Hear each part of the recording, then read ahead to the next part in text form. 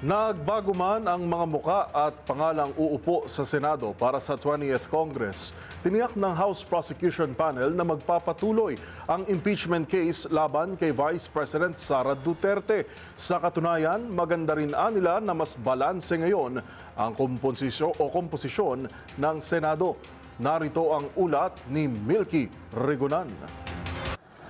Walang nakikitang problema ang isa sa mga miyembro ng House Prosecution Team sa magiging komposisyon ng Senado sa 20th Congress kaugnay ng impeachment kay Vice President Sara Duterte.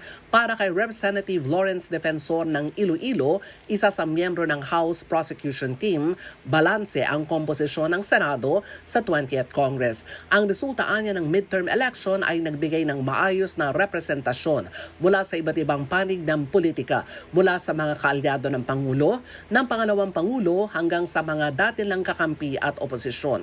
Para kay Defensor, mas maganda na balanse para mas madaling tanggapin ng taong bayan at hindi sabihing niluto ang desisyon ng Senado sa impeachment court. Paliwanag ni Defensor bilang isa sa miyembro ng prosecution panel, hindi niya isusulong na mag-inhibit o lumiban sa paglilitis ang sinumang senator judge kahit pa sila hayagang kaalyado ni VP Sara.